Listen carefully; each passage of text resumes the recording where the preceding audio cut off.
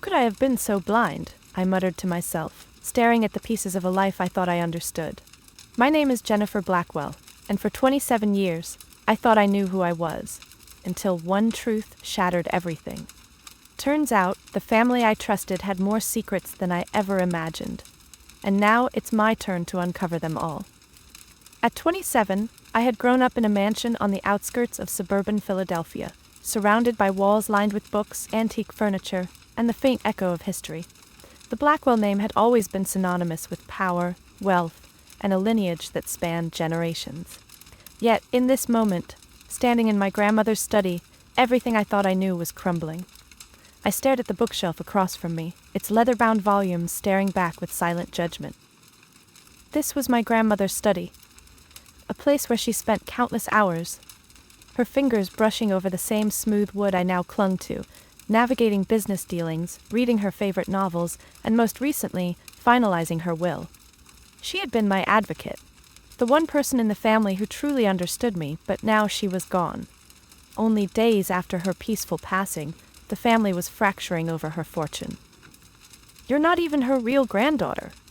My father's voice cut through the silence, sharp and venomous. "Only blood relatives deserve the family fortune." His words were a blow to my chest, knocking the wind out of me. I stood frozen in place, my heart pounding as his anger-filled words echoed in my ears. How could this be happening? Just days after my grandmother's death, this was how he chose to speak to me. The man I had always tried to impress, always longed to gain the approval of, now stood in front of me, his words laced with hatred. I tried to speak, but my throat felt dry, the words caught between my heart and lips. "What are you talking about?" I finally managed, my voice barely a whisper, overshadowed by the pounding of my pulse in my ears. My father paced the floor, his footsteps heavy against the Persian rug, his eyes briefly flicking toward the portrait of my grandmother hanging above the fireplace. "Don't play innocent, Jennifer. Your mother's little secret isn't so secret anymore." He glared at me, his eyes cold and filled with contempt. I couldn't take it any longer. The truth had always been hidden, and now it was surfacing, just when the inheritance was about to be divided. His words twisted in my mind like a knot, suffocating me with confusion and doubt. What secret? I had known there were issues in the family, but I had never imagined that the blood running through my veins, my very identity, was something in question. "You're not a Blackwell, and once the lawyer confirms it, you'll get nothing," my father added, his tone final, a declaration of war.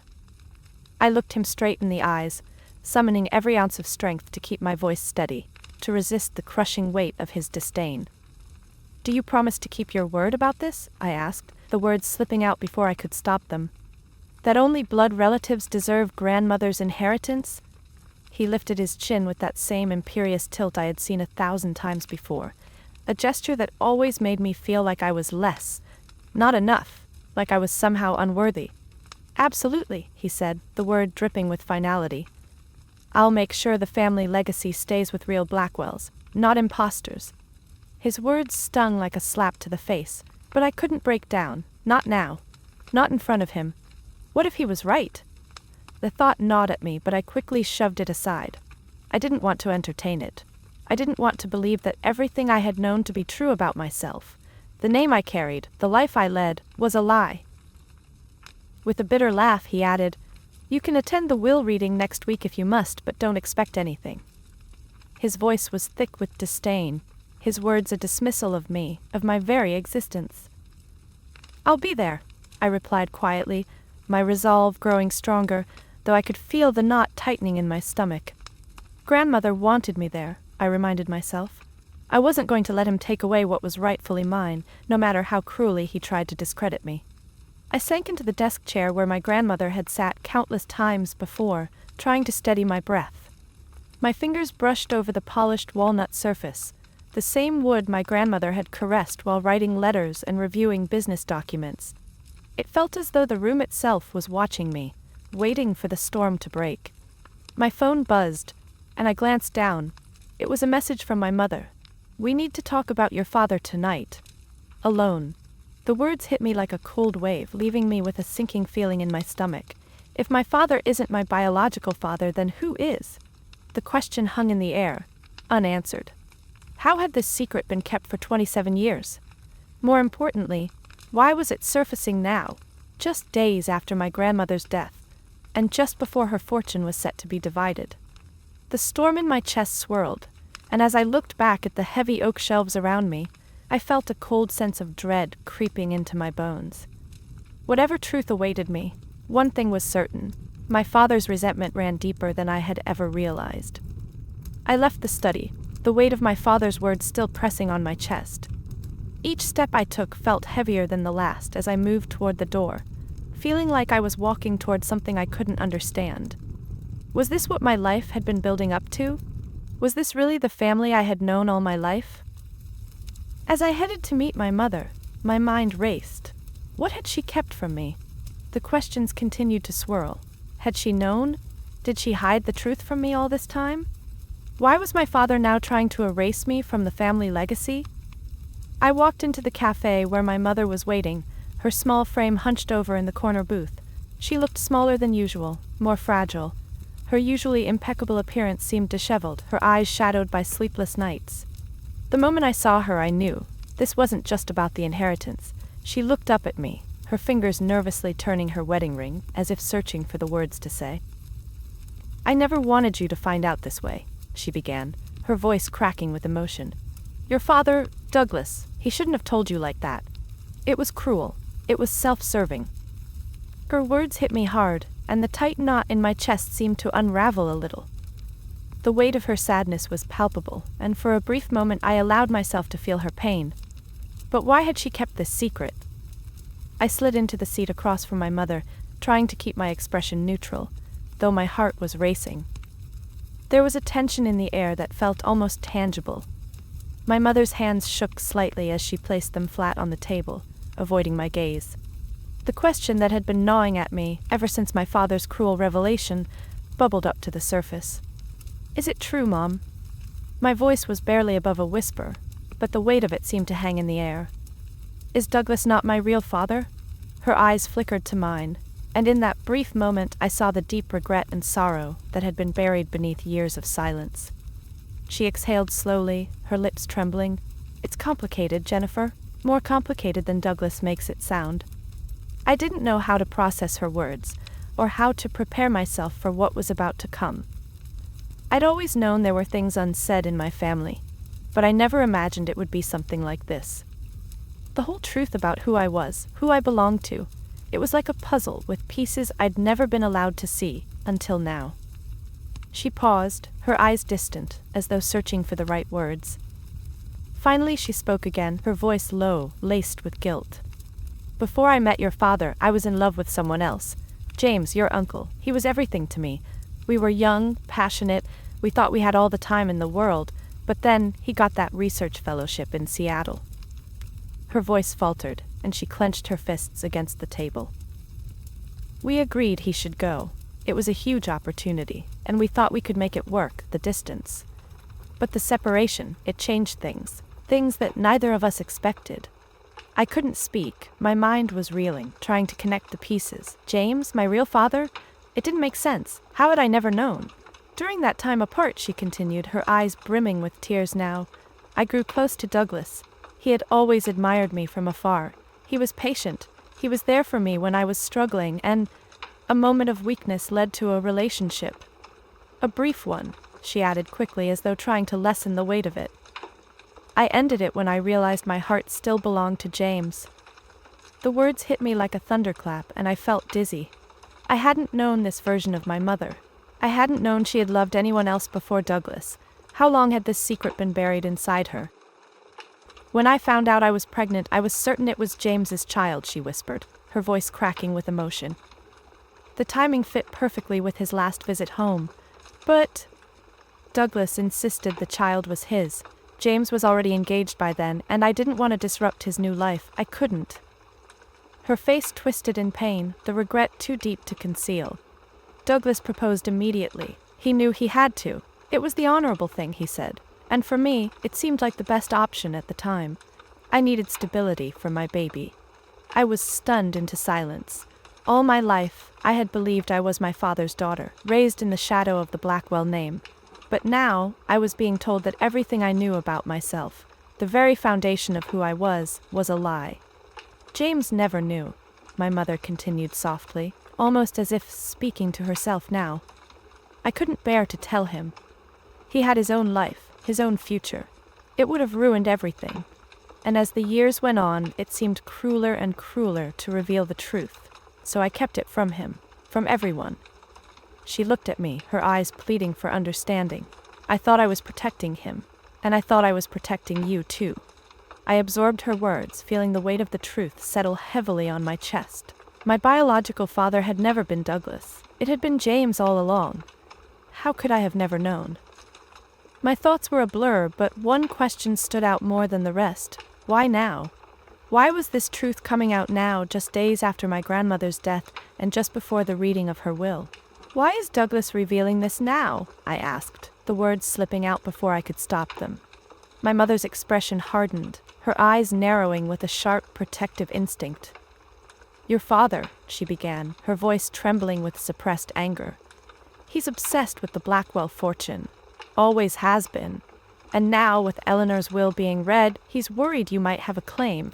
He needs to discredit you, to make sure you don't get anything. Her voice dropped to a whisper. But if you're not a Blackwell by blood, what does that mean for you, Jennifer? What will you do? Her question hung in the air, unanswered. But in my mind, the answer was clear. I couldn't let this lie go on any longer. I wouldn't let my father rewrite my history. Not for his financial gain, not when the truth had been buried for so long. I looked at my mother, my heart heavy with the enormity of the decision before me. What do I do now? I asked, the question finally slipping from my lips. She reached across the table, her hand trembling as she grasped mine. That depends on you, Jennifer. What do you want? Justice? Acknowledgement? Or simply your fair share of what Eleanor intended for you? The weight of her words pressed down on me. What did I want? More than anything, I wanted answers. I wanted to know who I truly was, who my family really was. I needed to face whatever came next, no matter how painful, because the truth could no longer be hidden. But even as I sat there, my mother's hand in mine, I knew the next step would not be easy. I didn't know how to prove it, but I was certain of one thing. I would not let my father's cruelty and manipulation define me. The truth had to come out, no matter the cost. The decision I faced seemed insurmountable, and yet it was the only choice I could make. As I looked at my mother, a sense of resolve began to form inside me. I wasn't alone in this. I had my family, though now it was a family that was far more complicated than I had ever imagined. I stood up from the table, my heart pounding. I need to go see James, I said quietly, my voice firmer than I felt. My uncle had always been a figure of warmth and kindness, but now he represented something else entirely, the truth, and I was going to find it. The door to this new reality had opened, and I was going to walk through it, no matter where it led. The drive to Uncle James's apartment felt like an eternity. Each mile that passed only deepened the weight in my chest. The world outside the car seemed far away, as though I was driving through a dream, lost in a fog of uncertainty. What am I going to say to him? The question gnawed at me, a constant companion in the silence of the car. I had always remembered my uncle as kind, always taking the time to listen to me during the rare visits. He was different from the others in the family, gentle, thoughtful, and free of the suffocating expectations that came with the Blackwell name. He had always treated me as though I mattered, as though I was important. But now, I wasn't sure what his reaction would be. After all, this truth, this secret, had been hidden from him too. The possibility that he was my biological father was something neither of us had ever imagined. And yet, here we were, about to face a truth neither of us had ever expected. When I arrived, I hesitated at the door, my hand lingering on the brass doorknob. I could feel my heart beating in my throat, the adrenaline from the drive still coursing through me. I took a deep breath and knocked softly. "Come in, Jennifer," came James's familiar voice from the other side, warm and welcoming as always. I pushed open the door, and there he was, sitting on his favorite armchair, a cup of tea in his hand, surrounded by books and travel mementos that had always made his apartment feel like a cozy refuge from the world. He looked up and smiled when he saw me, but the smile faltered as soon as he saw the look on my face. "Something's wrong," he said immediately, setting the cup down carefully. His eyes were searching, trying to figure out what had shifted in the air between us. I swallowed hard, feeling the lump in my throat. I sat down across from him, my hands trembling slightly in my lap.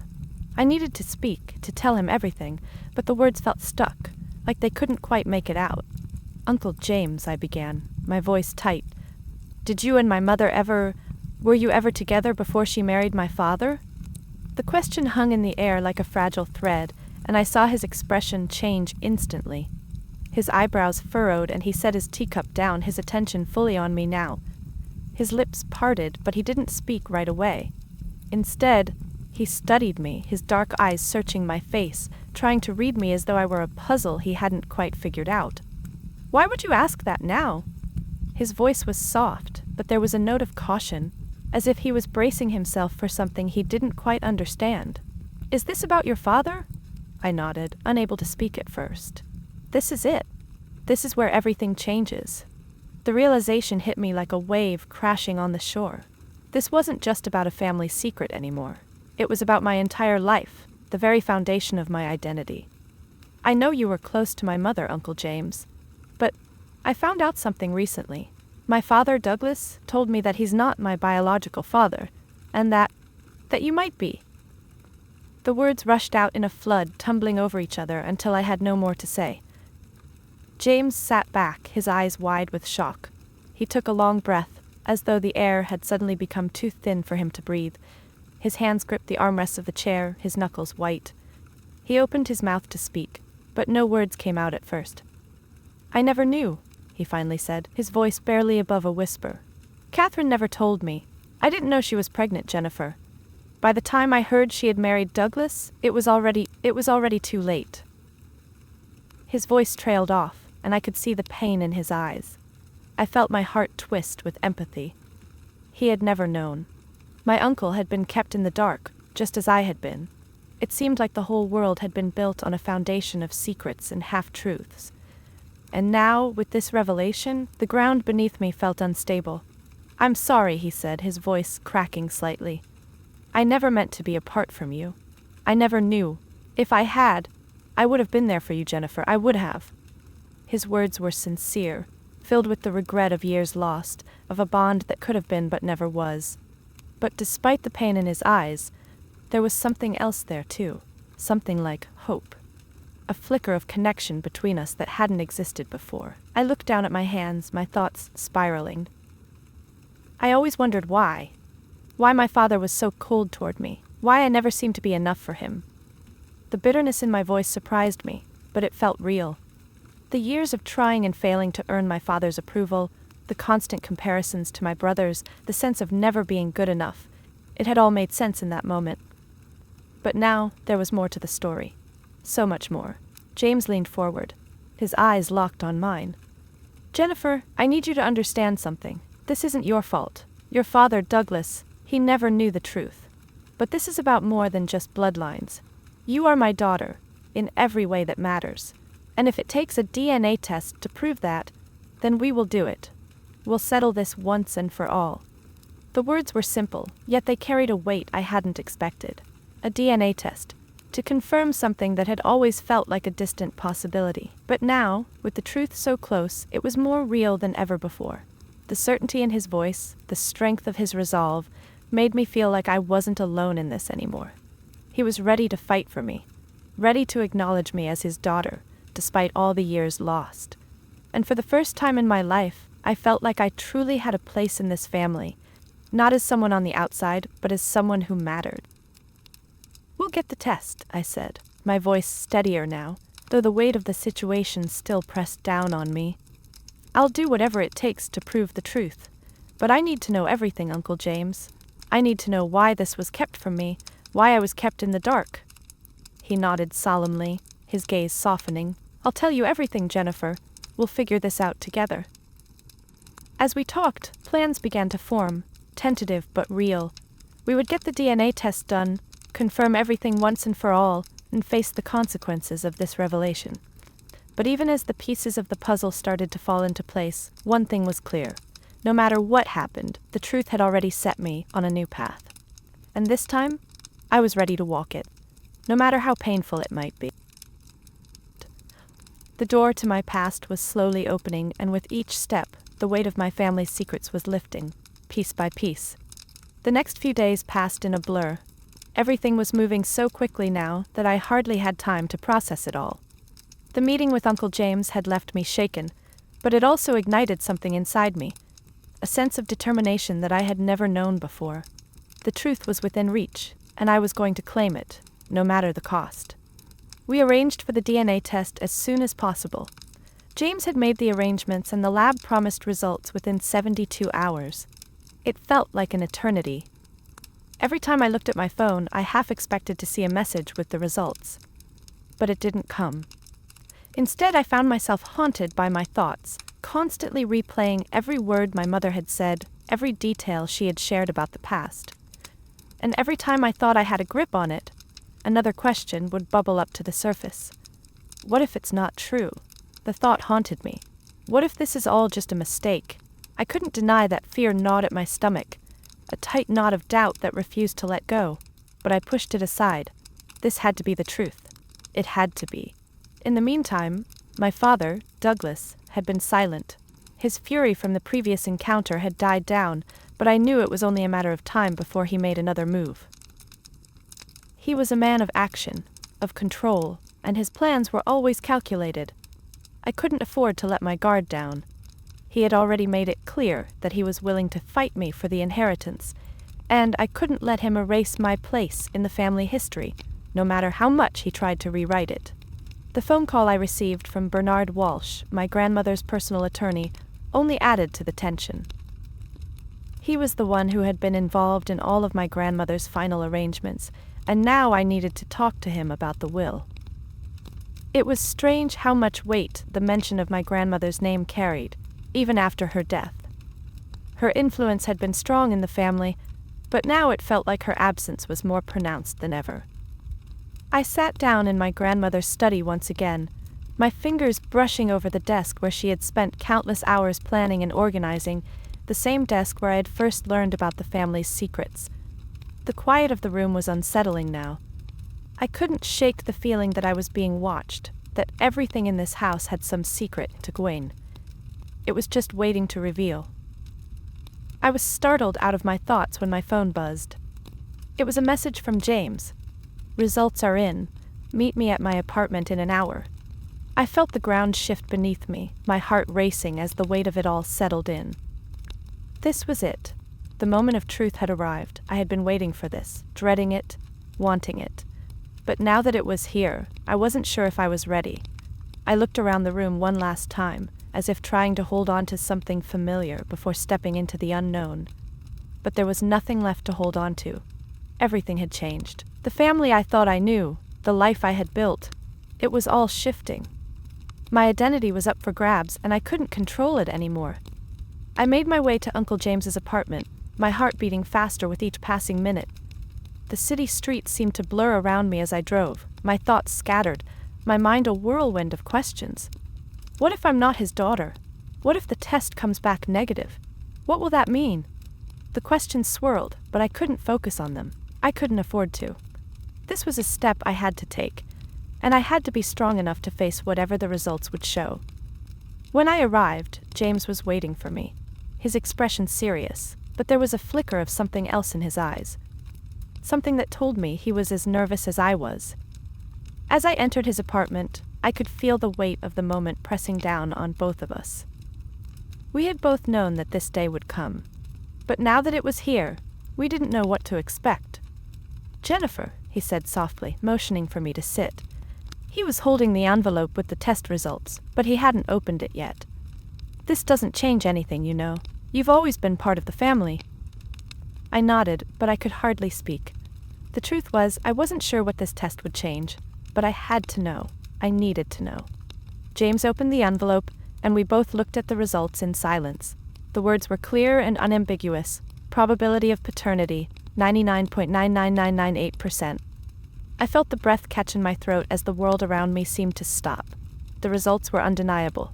James was my father. My entire life, I had been living a lie, believing Douglas was my father, believing that I was part of the Blackwell legacy. But now, the truth had been revealed. I was James's daughter, and that made me my grandmother's granddaughter, by blood. The implications of the results hit me like a tidal wave, and for a moment I couldn't think. I just sat there, staring at the paper in my hand, trying to make sense of what I was seeing. Everything I thought I knew had been turned on its head. James was watching me closely, his face unreadable. "Are you okay?" he asked, his voice low. I could hear the concern in his tone, but I didn't know how to respond. How could I be okay? How could I reconcile this truth with everything I had been told? "I don't know," I whispered, my voice trembling. "It's just too much to take in." My mind was racing, but I couldn't process it all at once. My entire world had just shifted. The man I had known as my father, who had never shown me love or care, wasn't my father at all. And the man I had always considered an uncle, someone who had always been kind to me, was my real father. James reached across the table and gently took my hand. "You don't have to figure it all out right now," he said softly. "We'll take this one step at a time. But know this, you are my daughter, and no matter what happens with this inheritance, that won't change." His words were a comfort, but they also made me feel more vulnerable than ever before. I had spent my whole life trying to find my place in the Blackwell family, and now it seemed like my identity was shifting again. I didn't know how to navigate this new reality, but at least now, I knew who I really was, and that was the first step in reclaiming my place in the world. As I sat there with James, holding on to the certainty of this new truth, I couldn't help but wonder what the future would hold. My father's reaction, my brothers, the family, all of it was still hanging in the balance. But for now, the one thing I knew for sure was that I had to keep moving forward. The past had been rewritten, and I had to find my way through this storm, one step at a time. The day of the will reading arrived far too quickly, and I could feel the weight of it settling heavily in my chest. The reality of the situation had begun to fully take hold, and the anticipation of what was to come next was unbearable. What had once seemed like an inevitable moment, a mere procedural formality, was now charged with tension and uncertainty. For the first time, I didn't know what would happen next, and that terrified me. Everything hinged on this moment, the truth about my identity, my place in the family, and my rightful claim to what my grandmother had left behind.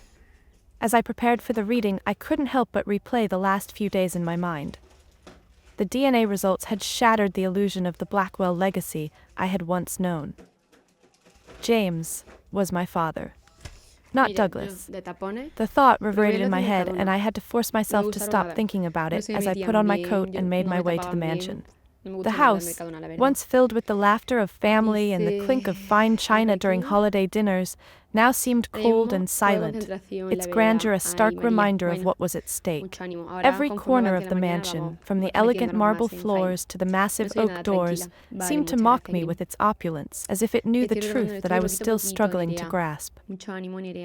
I arrived early, just as I had planned, with James by my side. His presence, calm and reassuring, gave me the strength I needed to keep moving forward. We entered the room together, where the rest of the family had already gathered. My father, Douglas, was sitting at the head of the long, polished dining table, his usual confident demeanor now tinged with something darker, something desperate. He looked at me with cold, calculating eyes, the same eyes that had once tried to make me feel insignificant, but now they were filled with a strange mixture of fear and fury. Beside him sat my two brothers, Thomas and William, their expressions tight, clearly uncomfortable, but unwilling to show any signs of wavering loyalty. They had always stood by their father, never once questioning his decisions, even when it meant turning their backs on me. Now, they seemed to be struggling with the weight of the truth I had uncovered. I could see the subtle shifts in their demeanor, the way they avoided meeting my gaze, the way they seemed to lean closer to Douglas as though seeking his approval. The tension in the room was palpable, and I couldn't help but wonder how much longer this facade of unity could last. Harrison Mills, the family lawyer, stood by the fireplace, his arms crossed, his gaze flitting between me and the others. I knew he had always been an ally to my father, but I had no illusions about his loyalty. This was about power, not principles. His eyes narrowed slightly when he saw me, his professional mask slipping for just a moment. It didn't take much to see that he was concerned about how things would play out. My grandmother's estate was worth millions, and it had always been assumed that Douglas, as the eldest son, would inherit the lion's share.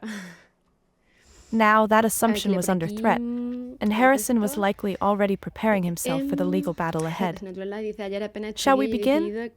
Bernard Walsh's voice cut through the tension, and I looked toward him as he entered the room. He had always been a calm, steady presence, someone who commanded respect without needing to raise his voice. But today, even his demeanor seemed more serious, more measured than usual. Douglas looked at him, his eyes flickering with impatience. "Get on with it, Bernard. I don't have all day." Bernard nodded, his face unreadable, and motioned for everyone to take their seats. As he began to speak, my thoughts drifted back to my grandmother. Eleanor Blackwell had been a woman of conviction, someone who had never been afraid to stand up for what she believed in, no matter the cost. I had always admired her for that. She had taught me that a Blackwell could forge their own path, even in the face of adversity. Now as I sat there, I realized how much her words had shaped me. The idea of inheritance, of legacy, had always been tangled with a sense of duty and honor. But now I understood that it was about much more than money or status. It was about family, about truth. Eleanor Blackwell, Bernard began, his voice steady but filled with reverence, has left behind a legacy that is both a gift and a responsibility to those who are her rightful heirs. In the final days of her life, she was clear about her wishes, and while the law may require certain formalities to be followed, it is ultimately the spirit of her intentions that will guide us today. Douglas shifted uncomfortably in his seat, but he remained silent. His usual confidence had been replaced by a subtle unease that I couldn't help but savor. For so long he had held the reins of the Blackwell family, dictating who was worthy of its fortune, who belonged. But now the very foundation of his authority was crumbling. Bernard continued, his eyes scanning the room. As you all know, the family trust established by Eleanor's father requires that all heirs be direct descendants of Harold Blackwell, her father. However, Eleanor took steps to ensure that her personal estate would reflect her true intentions and not merely the provisions of a legal document. He paused, his eyes landing on Douglas. Eleanor was fully aware of the complexities surrounding bloodlines and inheritance, and she made provisions to address these matters specifically. The air in the room grew thick with tension as Bernard pulled a thick envelope from the briefcase at his side. "This letter," he said, "was sealed by Eleanor herself. She made it clear that in the event of any questions regarding lineage, this letter would be read aloud." Douglas's face hardened as Bernard opened the envelope, but I could see the unease flickering in his eyes. I knew he had been preparing for this moment, but there was no way he could have anticipated the bombshell that my grandmother had prepared. The room fell into an almost eerie silence as Bernard unfolded the letter and began to read aloud. "To my beloved family," he began, his voice clear and steady, "if this letter is being read, then the secret I have kept for decades has finally surfaced. I have always known that Douglas was not born of Blackwell blood. He was adopted into our family, an act of love by my husband and myself, after we suffered the heartbreak of several miscarriages. I have also known since the moment I first held her that Jennifer is James's biological daughter. A grandmother knows her own blood." The words hung in the air like a thunderclap. My heart skipped a beat as I looked at my father's face, which had gone pale. His lips trembled, and for the first time in my life I saw genuine fear in his eyes. "But," Bernard continued, his voice unwavering, "the trust specifically requires that all heirs be descendants of Harold Blackwell. If that is the case, then the Blackwell bloodline, through both James and Jennifer, remains intact." Douglas opened his mouth to speak, but the words caught in his throat. For the first time, he seemed speechless. I couldn't help but feel a sense of vindication. The years of hurt, the years of trying to earn his approval, all led to this moment. My grandmother had seen it all coming. She had known the truth all along, and now it was out in the open. The distribution of assets in accordance with Eleanor's wishes, Bernard said, his eyes meeting mine, will be made accordingly. Jennifer Blackwell, as the rightful granddaughter by blood, is entitled to her share of the inheritance. The silence that followed was deafening. Douglas stood abruptly, his chair scraping loudly against the floor, and I could see the veins bulging in his neck. "This is absurd," he shouted, his voice shaking with rage. "I won't stand for this." But no one moved to stop him. Not even Harrison Mills, who had always been a staunch ally to my father, seemed willing to speak up now. The truth had been laid bare, and it was clear that Douglas's position, once so secure, was now nothing but an illusion. I turned to James, who had been standing quietly by my side. His expression was calm, but there was a glimmer of something in his eyes, pride, perhaps, or relief. I wasn't sure, but whatever it was, it gave me the strength to stand firm, to face my father without fear. "This is the truth, Douglas," I said softly, but with conviction, "and no amount of shouting or threats is going to change it." The room was silent, the weight of the truth settling on all of us. Douglas, once the patriarch of this family, stood isolated, his power stripped away, while I felt for the first time that I had finally claimed my rightful place in the Blackwell legacy. And as I looked at my brothers, I wondered if they would ever see me as family again. But for now, I wasn't concerned with that. I had reclaimed my identity. The rest I would figure out in time. The dust of the will reading settled slowly, the heavy silence stretching between everyone in the room. I could feel the weight of the moment, but it was different now.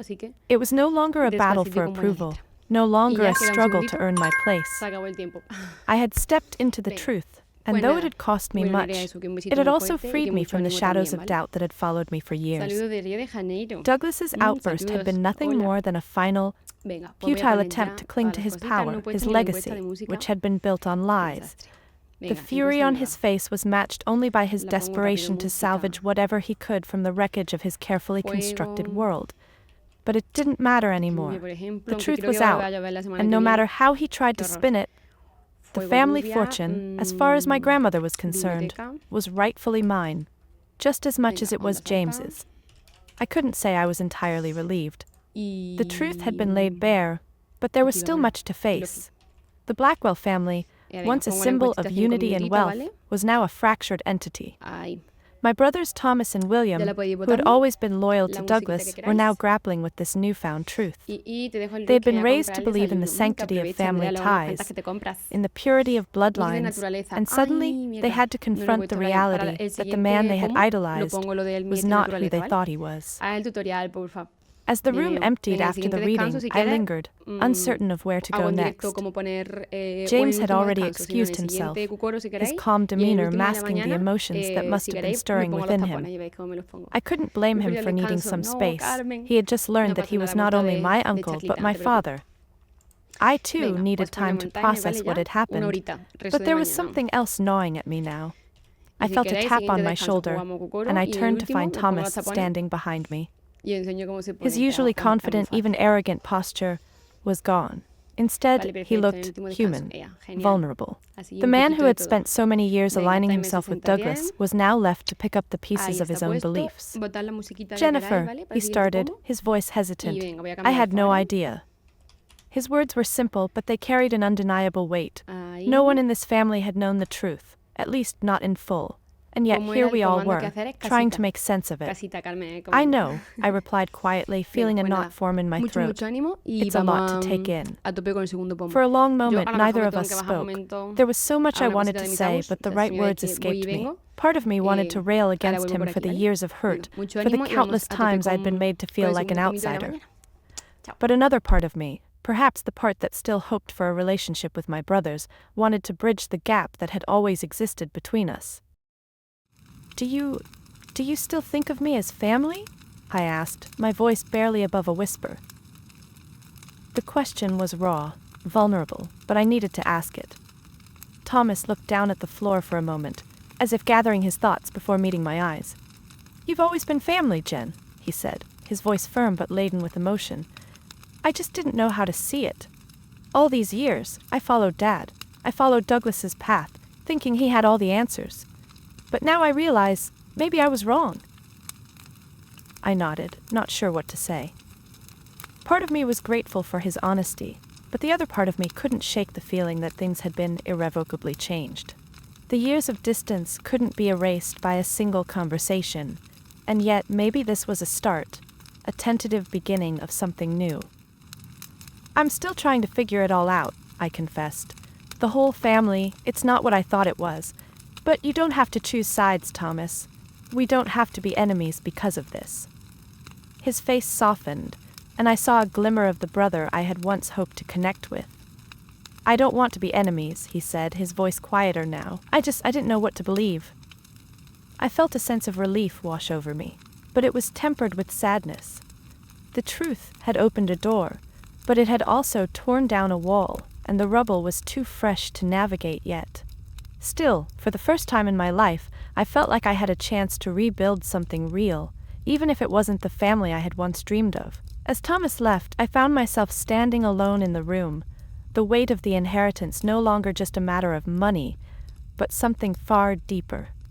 It was about identity, it was about family, and it was about choosing who I wanted to be in the wake of all that had been revealed. Later that evening, I met with James at his apartment. He had been quiet since the will reading, but I could tell that he too was grappling with the aftermath of everything that had come to light. As I walked in, he was standing by the window, his back to me, looking out at the city. The calm I had once admired in him now seemed tinged with a quiet sadness. I never wanted any of this to happen, James said, turning to face me. I never wanted you to find out this way. I wish I could have told you sooner, but everything was so complicated. I nodded, taking a seat across from him. I know, Uncle James, or I guess I should say Dad. It's a lot to process. He smiled softly, the title still feeling strange on his tongue, but somehow comforting. I know it's a lot, Jennifer, but you're not alone in this. We'll figure it out together, I promise. What happened today, it's not just about the money. It's about reclaiming who we are. His words hit me deeply. The money, the estate, it was just a symbol of something much more profound. It was about reclaiming our truth, our place in the world. And I knew now that this was my moment to define that truth, to step fully into the person I was always meant to be. Do you think things will ever be the same? I asked, feeling the weight of the question. James sat down beside me, his expression thoughtful. No, he said, his voice steady. Things will never be the same. But that doesn't mean they can't be better. We have a chance now to build something honest. Something we can be proud of. I took a deep breath, feeling the first hint of peace I had experienced in days. The future was uncertain and the road ahead would be difficult, but I knew one thing for sure, I wasn't walking it alone. And as we sat there together, for the first time in my life, I felt a real sense of belonging. The past had shaped me, but it would no longer define me. I was Jennifer Blackwell, not the daughter of a man who had tried to erase my identity, but the granddaughter of a woman who had seen the truth all along, who had believed in me when no one else had. And that was the legacy I would carry forward, one step at a time. In the weeks that followed the will reading, the house that had once felt like a sanctuary became a place of transition. The echoes of family history, the weight of the Blackwell name, still hung in the air, but the walls that had once confined me now seemed open, offering a path forward, one that I had to walk on my own terms. The inheritance, though significant, was not what kept me up at night. It was the changes in my family, the relationships I had spent so long trying to repair, and the new understanding of who I was, who I could be. Douglas, despite his initial fury, had been silent in the days following the reading. He had retreated into himself, his arrogance replaced by something darker, an undercurrent of fear that I could sense even in the few interactions we had. He no longer held the same power over the family that he once did. That was a strange comfort, but also a bitter reality. The Blackwell legacy, the fortress he had built around himself, was crumbling, piece by piece. And as much as I didn't want to revel in his misfortune, part of me couldn't help but feel a flicker of relief. He had built his empire on deceit, and now it was falling apart, just as it should. My brothers, Thomas and William, had been more distant than I expected. They didn't reach out, didn't try to speak with me beyond the obligatory family gatherings. I knew they were still processing everything, just as I was. The family I had once known, one of status, prestige, and expectations, had changed, and we were all forced to navigate a new reality. In some ways, that meant confronting old wounds, things we had never fully acknowledged before. I had spent so many years trying to prove myself to my father, trying to fit into a world that never truly saw me. But now, with the truth about my parentage out in the open, I no longer needed to fight for his approval. It was a strange, liberating feeling. There was no longer any doubt about who I was. I was the granddaughter of Eleanor Blackwell, the biological daughter of James Blackwell. I didn't need to prove anything to anyone. James, for his part, had become my greatest ally. It was strange, at first, to think of him as my father. Stranger still to see the bond forming between us, something neither of us had anticipated. We had been separated by years of secrets and distance, but now we were finding each other in ways I hadn't imagined. He was patient with me as I navigated my emotions, and he didn't push me to hurry through the process of understanding everything that had come to light. He understood that some truths took time to fully absorb. One evening, after a long day of meetings with lawyers and financial advisors, things I had never imagined would become part of my life, I found myself sitting in the study again, my grandmother's study. The room was quieter than usual, the weight of her absence settling in once more. I hadn't been able to sit here since the reading. The desk felt too heavy, too filled with history, but also with new possibilities. I ran my fingers along the polished surface of the desk, remembering the times my grandmother and I had sat here, talking about everything and nothing. She had always been the one to encourage me to follow my passions, to seek out what mattered most to me. "Trust your instincts, Jennifer," she had always said. It had been her last piece of advice to me, and I had carried it with me, though I hadn't fully understood its weight until now. The weight of the family legacy still felt present in the room, but I was no longer afraid of it. For the first time in my life, I was stepping out from the shadows of my past and into the light of my own future. It was my future now. Not my father's, not my family's. It was mine to shape. I glanced at my phone, my heart fluttering with a mixture of anticipation and nervousness. I had been avoiding this call, but I knew it was time. I had to speak with my mother. She had been a constant presence in my life, but we had always kept things light, never delving too deeply into the past. The truth about my parentage had been kept from her as well, and now I needed her to understand why I couldn't continue to play the part of the obedient daughter, following her wishes to remain silent. I had to live my own truth now. I dialed her number, and after a few rings, she answered. Her voice, always calm and steady, was tinged with something softer today. "Jennifer, sweetheart," she said, and I could hear the relief in her voice. "How are you doing?" "I'm okay, Mom," I replied, my voice sounding steadier than I felt. "I wanted to talk to you about everything, about us." There was a long pause on the other end. I could almost hear her holding her breath, waiting for me to say something I couldn't yet form into words. "I've been thinking about a lot of things," I continued, my hands trembling slightly. "About the past, about what you did for me. I understand now why you kept the secret, why you made the choices you did. But I need you to know something, Mom." I paused, collecting my thoughts. This was the hardest part of all.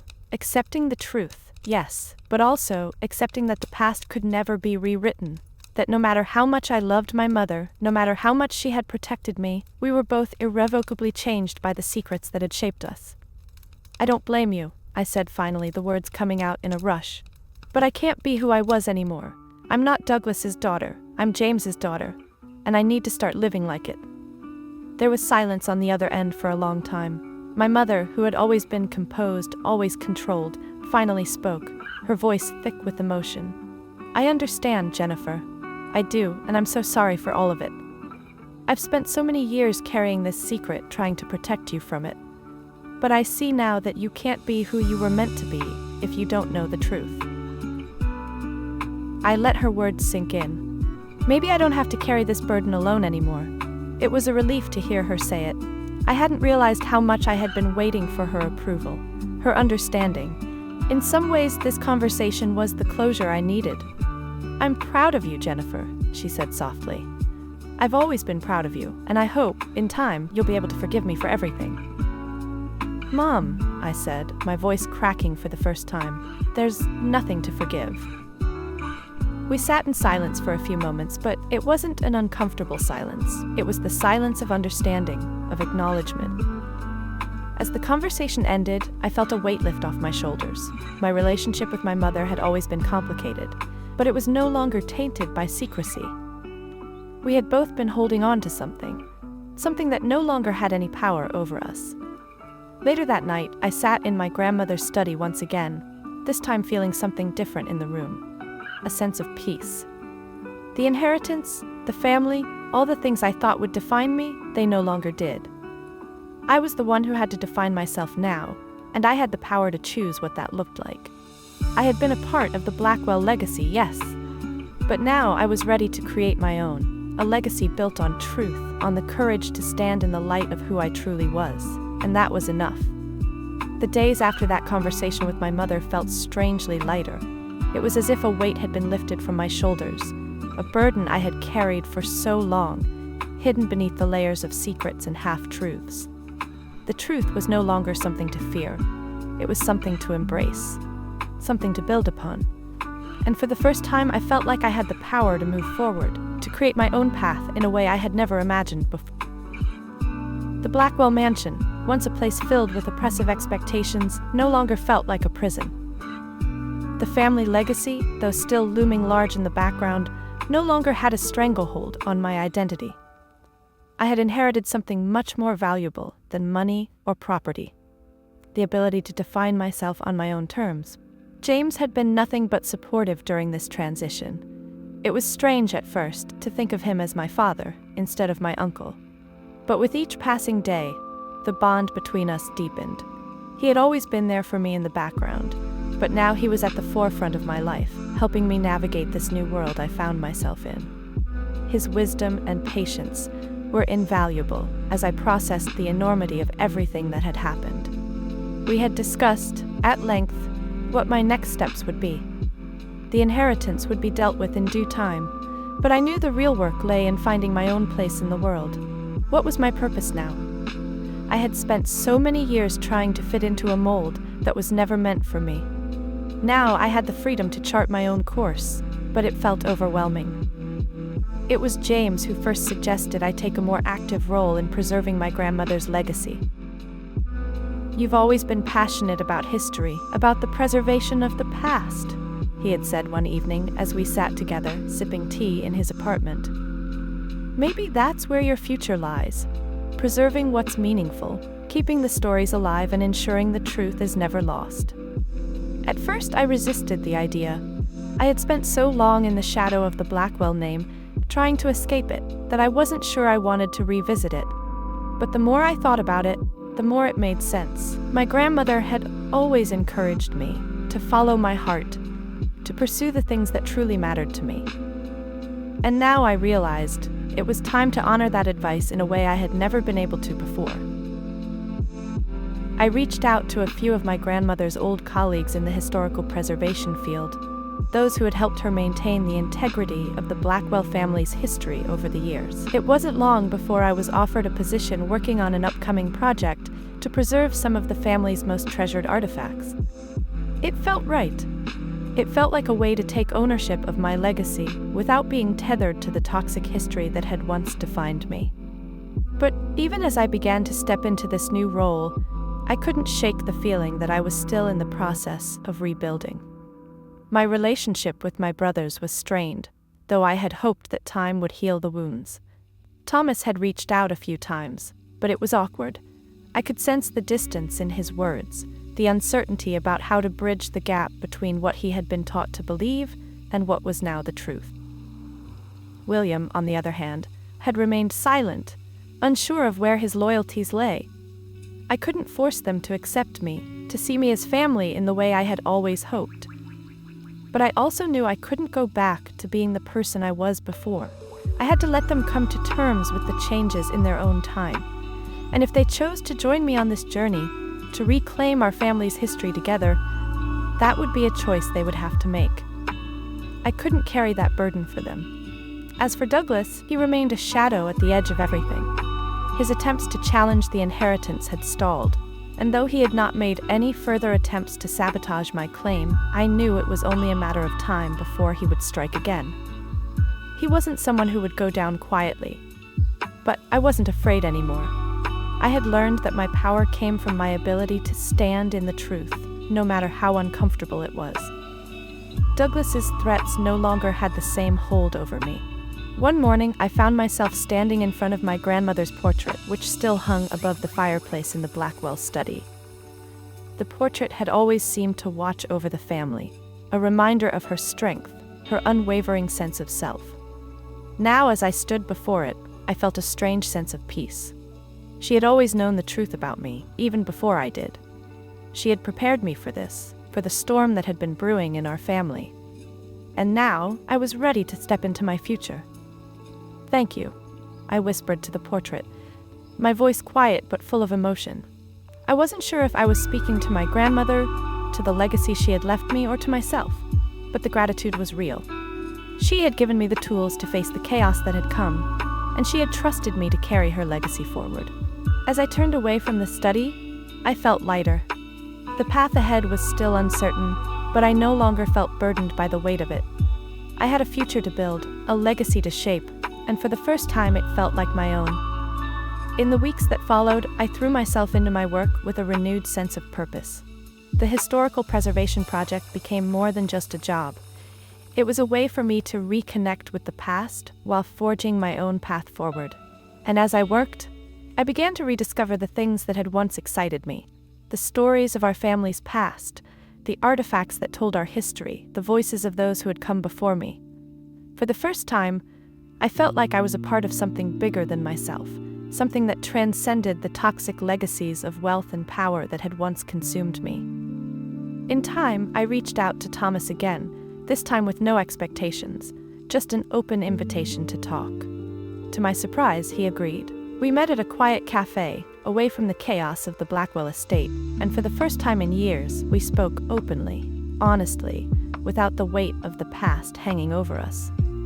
"I don't know if I can ever completely reconcile with everything that's happened," Thomas said, his voice soft but earnest. "But I want to try, Jennifer. I want to try to understand.